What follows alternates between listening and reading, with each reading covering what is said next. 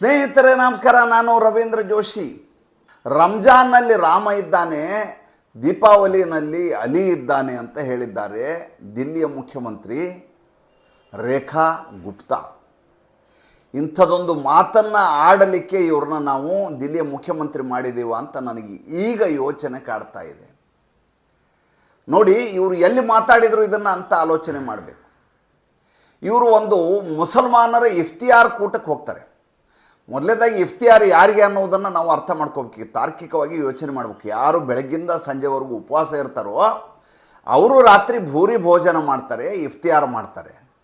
ಆದರೆ ಇವರು ಬೆಳಗ್ಗೆ ಭಕ್ಕಂ ಹೊಟ್ಟೆ ತುಂಬ ತಿನ್ಕೊಂಡು, ಮಧ್ಯಾಹ್ನ ಹೊಟ್ಟೆ ಭಕ್ಕಂ ಊಟ ಮಾಡಿಕೊಂಡು, ಸಂಜೆ ಸಾಬ್ರು ಕೊಡುವಂಥ ಊಟಕ್ಕೆ ನಾಲಿಗೆಯಲ್ಲಿ ಬಿಡ್ತಾ ಹೋಗಿ ಸಾಬ್ರ ಜೊತೆ ಊಟಕ್ಕೆ ಕೂತ್ಕೊಳ್ಳೋದು ಅಷ್ಟೇ ಅಲ್ಲ, ರಂಜಾನ್ನಲ್ಲಿ ರಾಮ ಇದ್ದಾನೆ, ದಿವಾಲಿಯಲ್ಲಿ ಅಲಿ ಇದ್ದಾನೆ ಅಂತ ಹೇಳ್ತಾರಲ್ಲ.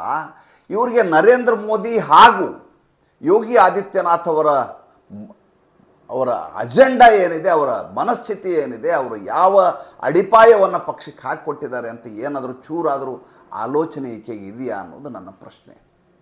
ನೋಡಿ, ನರೇಂದ್ರ ಮೋದಿ ಅವರು ಗುಜರಾತದ ಮುಖ್ಯಮಂತ್ರಿ ಆಗಿದ್ದರು. ಅವರು ಮುಸಲ್ಮಾನರಲ್ಲಿ ಬಹಳ ಸೌಹಾರ್ದತೆಯನ್ನು ಇಟ್ಕೊಳ್ಳುವಂಥ ಪ್ರಯತ್ನವನ್ನು 2002ರಿಂದ ಮಾಡಲಿಕ್ಕೆ ಪ್ರಯತ್ನ ಮಾಡಿ ಸೋತೋದ್ರು. ಗೋಧ್ರಾ ಹತ್ಯಾಕಾಂಡ ಅವರು ಮುಖ್ಯಮಂತ್ರಿ ಆದ 3ನೇ ದಿವಸಕ್ಕೆ ನಡೆದು. ಅದಾದಮೇಲೆ ಅವರು ಆಲೋಚನೆ ಮಾಡಿದರು, ಇಲ್ಲ ಇವ್ರನ್ನ ನಾವು ಭ್ರಾತೃತ್ವವನ್ನು ಅವ್ರ ಜೊತೆ ಬೆಸೆಯುವ ಮೂಲಕ ಏನಾದರೂ ಸರಿ ಮಾಡಲಿಕ್ಕೆ ಸಾಧ್ಯ ಇದೆಯಾ ಅಂತ ನಿರಂತರವಾಗಿ ಪ್ರಯತ್ನ ಮಾಡಿದ್ರು. ಅದು ಯಾವುದೂ ಸಾರ್ಥಕ ಆಗಲಿಲ್ಲ. ಹಾಗಂತ ಮುಸಲ್ಮಾನರನ್ನ ಅವರು ದೂರ ಇಡಲಿಲ್ಲ.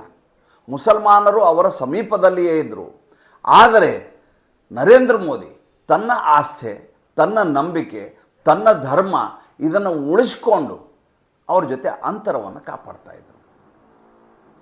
ಹೇಗೆ ಮುಸಲ್ಮಾನರು ಹಿಂದೂಗಳ ಜೊತೆ ಸ್ನೇಹ ಮಾಡಿದರೂ ಕೂಡ ಹಂದಿಯನ್ನು ದ್ವೇಷಿಸ್ತಾರೋ, ಹೇಗೆ ಹಿಂದೂಗಳ ಸ್ನೇಹ ಮಾಡಿದರೂ ಕೂಡ ಎತ್ತನ್ನು ಕಡಿದು ತಿಂತಾರೋ, ಗೋವನ್ನು, ಅದೇ ರೀತಿ ನರೇಂದ್ರ ಮೋದಿಯವರು ತನ್ನ ಧರ್ಮದ ನಿಷ್ಠೆ ಏನಿದೆ ಅದನ್ನು ಮುಖ್ಯಮಂತ್ರಿ ಇದ್ದಾಗಲೂ ಬಿಡಲಿಲ್ಲ, ಈಗಲೂ ಬಿಡಲಿಕ್ಕೆ ಪ್ರಶ್ನೆನೇ ಬರೋದಿಲ್ಲ. ಅವತ್ತು ಅವರಿಗೆ ಒಂದು ಜಾಳಿಗೆ ಟೋಪಿ ಹಾಕಲಿಕ್ಕೆ ಒಬ್ಬ ಮುಸಲ್ಮಾನ ಪ್ರಯತ್ನ ಮಾಡ್ತಾನೆ ಗುಜರಾತಲ್ಲಿ. ಅದು ಭಾಳ ದೊಡ್ಡ ಮಟ್ಟದಲ್ಲಿ ವೈರಲ್ ಆಯಿತು.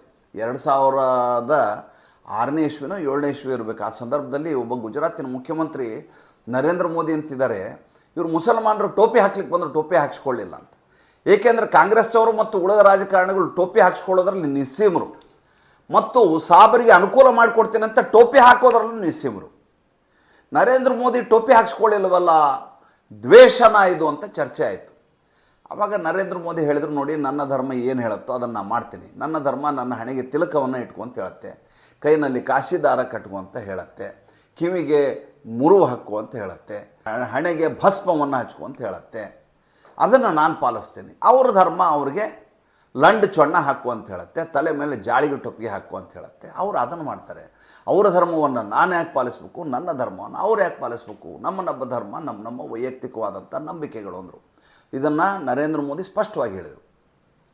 ಮುಂದುವರೆದು 2017ರಲ್ಲಿ ಬಂದಂಥ ಯೋಗಿ ಆದಿತ್ಯನಾಥ್ ಯಾವುದೇ RSS ಹಿನ್ನೆಲೆಯಿಂದ ಬಂದಂಥವರಲ್ಲ, ಯಾರನ್ನೂ ಓಲೈಸ್ಕೊಂಡು ರಾಜಕಾರಣ ಮಾಡಿ ಮುಖ್ಯಮಂತ್ರಿ ಆದವರಲ್ಲ, ಅವ್ರ ಹಿಂದೆ ಯಾವುದೇ ದೊಡ್ಡ ಪಡೆಯನ್ನು ಇಟ್ಕೊಂಡು ಸಂಖ್ಯಾಬಲದಿಂದ ಮುಖ್ಯಮಂತ್ರಿ ಆದವರಲ್ಲ.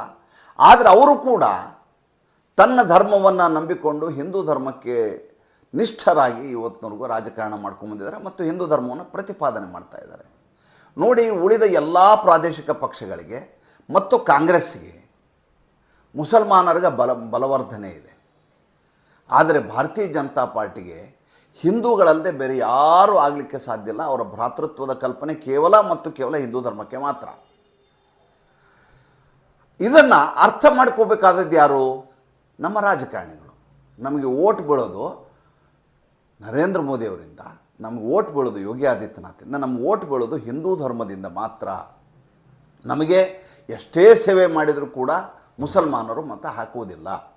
ಇದಕ್ಕೆ ಜ್ವಲಂತ ಉದಾಹರಣೆ ಅಂದರೆ, ಇಡೀ ಕಾಶಿಯಲ್ಲಿ ಮುಸಲ್ಮಾನ ಕುಶಲಕರ್ಮಿಗಳೇನಿದ್ದಾರೆ, ರೇಷ್ಮೆ ಕರ್ಮಿಗಳು, ಉಳಿದ ಎಲ್ಲ ಕಾರ್ಮಿಕರೇನಿದ್ದಾರೆ ಮುಸಲ್ಮಾನರು, ಅವ್ರಿಗೆ ಇನ್ನಿಲ್ಲದ ಹಾಗೆ ಎಲ್ಲ ಸವಲತ್ತುಗಳನ್ನು ಕೊಟ್ಟಂಥ ನರೇಂದ್ರ ಮೋದಿಗೆ ಒಂದೇ ಒಂದು ಓಟ್ ಹಾಕಲಾರದಂಥ ಇವರು ನಮಗೆ ಹಾಕಲಿಕ್ಕೆ ಸಾಧ್ಯವಾ ಅಂತ ಇವರು ಮೊದಲು ಆಲೋಚನೆ ಮಾಡಬೇಕು. ಆದರೆ ಇವರು ಒಂದು ಸಲ ಮುಖ್ಯಮಂತ್ರಿ ಆದ ತಕ್ಷಣ ಅಥವಾ ಒಂದು ಸಲ ಮಂತ್ರಿ ಆದ ತಕ್ಷಣ ಅಥವಾ ಒಂದು ಸಲ ಇವ್ರಿಗೆ ಯಾವುದಾದ್ರು ಪಟ್ಟ MP MLA ಏನಾದರೂ ಆದ ತಕ್ಷಣ ಇವರಿಗೆ ಇದ್ದಕ್ಕಿದ್ದ ಹಾಗೆ ಧರ್ಮ ನಿರಪೇಕ್ಷತೆ ಇವರಲ್ಲಿ ಒಂದು ತಲೆಯ ಮೇಲೆ ಬಂದು ಬೇತಾಳನ ರೀತಿಯಲ್ಲಿ ಕೂತ್ಕೊಂಡ್ಬಿಡುತ್ತೆ ಹೆಗಲ ಮೇಲೆ. ಇವರು ತಕ್ಷಣ ಭ್ರಾತೃತ್ವದ ಮಾತನ್ನು ಆಡಲಿಕ್ಕೆ ಹೊರಡ್ತಾರೆ. ಇವರು ಹಿಂದೂ ಧರ್ಮವನ್ನು ಮರ್ತು ಬಿಡ್ತಾರೆ, ಇವರು ಹಿಂದೂ ಮತದಾರರನ್ನು ಮರ್ತು ಬಿಡ್ತಾರೆ, ಅವರ ಜೊತೆ ಸಖ್ಯವನ್ನು ಮಾಡಲಿಕ್ಕೆ ಹೋಗ್ತಾರೆ. ಅದರರ್ಥ ನಾನು ದ್ವೇಷ ಮಾಡಿ ಅಂತ ಹೇಳ್ತಾ ಇಲ್ಲ. ನೀವು ಮುಸಲ್ಮಾನರನ್ನ ದ್ವೇಷ ಮಾಡಿ ಅಂತ ನನ್ನ ಯಾವ ವಿಡಿಯೋದಲ್ಲಿ ಯಾವತ್ತೂ ಹೇಳಿಲ್ಲ, ಹೇಳೋದು ಇಲ್ಲ. ಆದರೆ ನಿನ್ನ ಧರ್ಮಕ್ಕೆ ನಿಷ್ಠನಾಗಿ ನೀನಿರು. ನಿನ್ನ ಧರ್ಮ ಏನು ಹೇಳುತ್ತೆ? ನಿನ್ನ ಧರ್ಮಕ್ಕೆ ನೀನು ನಿಷ್ಠನಾಗಿರು. ನಿನ್ನನ್ನು ಯಾರು ದ್ವೇಷಿಸ್ತಾರೋ ಅವರನ್ನ ಜೊತೆ ಅಂತರವನ್ನು ಕಾಪಾಡಿಕೊ. ದ್ವೇಷಿಸ್ಬೇಡ, ಸೇಡಿನ ಮನೋಭಾವ ಬೇಡ, ಅವ್ರನ್ನ ತುಳಿಯುವ ಪ್ರಯತ್ನ ಮಾಡಬೇಡ. ಇಲ್ಲದೆ ಹೋದ್ರೆ ನಿನಗೂ ಔರಂಗಜೇಬ್ಗೂ, ನಿನಗೂ ಹುಮಾಯೂನ್ಗೂ, ನಿನಗೂ ಬಾಬರ್ಗೂ, ನಿನಗೂ ತೈಮೂರ್ಗೂ ಏನೂ ವ್ಯತ್ಯಾಸ ಇರೋದಿಲ್ಲ. ನೀನು ಅಂತರವನ್ನು ಕಾಪಾಡಿಕೊ ಮತ್ತು ನಿನ್ನ ಧರ್ಮದ ಬಲವರ್ಧನೆಗೆ ಏನು ಮಾಡಬೇಕು ಅದನ್ನು ಮಾಡು. ಏಕೆಂದರೆ ನಿನ್ನನ್ನು ನಂಬಿ ಹಿಂದೂ ಸೋದರರು ಸೋದರಿಯರು ಮಾತೆಯರು ಮತ ಹಾಕಿದ್ದಾರೆ, ಅವರಿಗೆ ನಿಷ್ಠನಾಗಿರು. ಇದು ರೇಖಾ ಗುಪ್ತಾಗಿ ಯಾರು ಹೇಳೋದು? ಇರೋದು ಡೆಲ್ಲಿನಲ್ಲಿ, ಪಕ್ಕದಲ್ಲೇ ನರೇಂದ್ರ ಮೋದಿ ಅವರ ನಿವಾಸ ಇದೆ, ಇನ್ನೊಂದು ಕಡೆ ಅಮಿತ್ ಶಾ ಇದ್ದಾರೆ. ಇವರು ಎಂದೂ ಕೂಡ ಯಾವತ್ತೂ ಕೂಡ ಈ ರೀತಿಯ ಓಲೈಕೆಯ ರಾಜಕಾರಣ ಮಾಡಿಲ್ಲ. ಈಕೆ ಬಂದು ಇನ್ನೂ 3 ತಿಂಗಳಾಗಿಲ್ಲ, ಆಗಲೇ ಈಕೆಗೆ ಅಲಿ ಕಾಣಿಸ್ತಾ ಇದ್ದಾನೆ, ಈಕೆಗೆ ಇದ್ದಕ್ಕಿದ್ದ ಹಾಗೆ ರಾಮ ಕಾಣಿಸ್ತಾ ಇದ್ದಾನೆ. ಇವರು ಭ್ರಾತೃತ್ವದ ಕಲ್ಪನೆಯನ್ನು ಇಟ್ಕೊಂಡು ರಾಜಕಾರಣ ಮಾಡಲಿಕ್ಕೆ ಹೋಗ್ತಾರೆ. ನೋಡಿ, ದೇವೇಂದ್ರ ಫಡ್ನವೀಸು ಒಂದು ಸಲ ಮೊನ್ನೆ ಒಂದು ಮಾತು ಹೇಳಿದರು, ನನಗೆ ಬೇಸರ ಆಗಿದ್ದದೆ. ಏನಂದರೆ, ಇಡೀ ಮಹಾರಾಷ್ಟ್ರದಲ್ಲಿ ಈಗ ಔರಂಗಜೇಬಂದು ಯಾಕೆ ಇರಬೇಕು ಖಬರು ಅಂತ ಎಲ್ಲ ಗಲಾಟೆ ಮಾಡ್ತಾ ಇದ್ದಾರೆ. ಗೊತ್ತಿರುವಂಥ ವಿಚಾರ ನಿಮಗೆ. ಇತಿಹಾಸದ ಹಿಂದೆ ಆಗಿ ಹೋದ ಪ್ರಮಾದಗಳನ್ನು ನಾವು ಉಳಿಸಿಕೊಂಡು ಸಂರಕ್ಷಣೆ ಮಾಡಿ ಅದಕ್ಕೋಸ್ಕರ ಲಕ್ಷಾಂತರ ರೂಪಾಯಿ ಖರ್ಚು ಮಾಡಿ ಅಲಂಕಾರ ಮಾಡುವ ಅಗತ್ಯ ಏನಿದೆ ಅನ್ನೋದು ಇವತ್ತು ಪ್ರಾಸಂಗಿಕವಾದಂಥ ವಿಷಯ. ಏಕನಾಥ್ ಶಿಂದೆಯಿಂದ ಹಿಡಿದು ಎಲ್ಲರೂ ಅದರ ಪರವಾಗಿ ಪ್ರತಿಪಾದನೆ ಮಾಡ್ತಾರೆ. ಆದರೆ ದೇವೇಂದ್ರ ಫಡ್ನವೀಸ್ ಅಲ್ಲಿಯ ಮುಖ್ಯಮಂತ್ರಿ ಅವರು ಹೇಳ್ತಾರೆ, ಔರಂಗಜೇಬನ ಖಬರನ್ನು ರಕ್ಷಣೆ ಮಾಡುವುದಕ್ಕೆ ನಾನು ಬದ್ಧ ಅಂತಾರೆ. ಅದನ್ನು ಕೆಡುತ್ತೀವಿ ಅಂತ ಹೇಳೋದಿಲ್ಲ, ಅದನ್ನು ರಕ್ಷಣೆ ಮಾಡುವುದಕ್ಕೆ ಬದ್ಧ. ಆದರೆ ಯಾರು ನಾಗಪುರದಲ್ಲಿ ಗಲಭೆ ಮಾಡಿದ್ದಾರೋ, ದಂಗೆ ಮಾಡಿದ್ದಾರೋ ಅವ್ರ ಮೇಲೆ ಬುಲ್ಡೋಸರ್ನ ಓಡಿಸ್ತೇನೆ. ಮೊದಲೇದಾಗಿ ನಿನಗೆ ಗೋರಿಯನ್ನು ರಕ್ಷಣೆ ಮಾಡುವಂತ ಯಾರು ಹೇಳಿದರು? ನೀವು ನಿನ್ನೆ ಮೊನ್ನೆ ಮುಖ್ಯಮಂತ್ರಿ ಆಗಿರೋದು, ಇವತ್ತೇನಾಗಿಲ್ಲ, ಅಷ್ಟು ವರ್ಷದಿಂದ ಇದೆ. ಅದನ್ನು ನೀನು ಬಾಯಿಂದ ಆಡಿ ಅವರನ್ನು ರಕ್ಷಣೆ ಮಾಡುವಂಥ ಕೆಲಸಕ್ಕೆ ಹೋಗಬೇಕಾದಂಥ ಅಗತ್ಯತೆ ಇಲ್ಲ. ಅದು ಪ್ರಾಚ್ಯ ಇಲಾಖೆ ಈಗ ನೋಡ್ಕೋತಾ ಇದೆ. ಪ್ರಾಚ್ಯ ಇಲಾಖೆಯಲ್ಲಿ ಇರಬೇಕಾ ಇರಬಾರ್ದು, ಅದನ್ನ ಏನು ಮಾಡಬೇಕು ಅನ್ನೋದು ಮುಂದೆ ಜನ ತೀರ್ಮಾನ ಮಾಡ್ತಾರೆ, ಸರ್ಕಾರಗಳು ತೀರ್ಮಾನ ಮಾಡ್ತವೆ. ನೀನು ಮಾಡಬೇಕಾಗಿರೋ ಕೆಲಸ ಏನು? ನಿನ್ನ ಕಾನ್ಸ್ಟಿಟ್ಯೂನ್ಸಿ ಏನಿದೆ, ನಾಗ್ಪುರ ಇದೆ, ಆ ನಾಗ್ಪುರದಲ್ಲಿ ದಂಗೆ ಆಗಿದೆ. ಆ ದಂಗೆಯನ್ನು ಹೇಗೆ ಅದರ ಹಿಂದಿರುವಂಥ ರೂವಾರಿಯನ್ನು, ಕಿಂಗ್ ಪಿನ್ನನ್ನು ಹಿಡಿದು ಒಳಗೆ ಹಾಕಿ ಮಹಾರಾಷ್ಟ್ರದಲ್ಲಿ ಯಾವತ್ತೂ ಇನ್ನೊಂದು ಸಲ ದಂಗೆ ಆಗಿರಬಾರ್ದು, ಆ ಭಯವನ್ನು ಹುಟ್ಟಿಸಬೇಕಾದಂಥ ಜವಾಬ್ದಾರಿ ನಿನ್ನ ಮೇಲಿದೆ. ಕೇವಲ JCB ಅಲ್ಲ.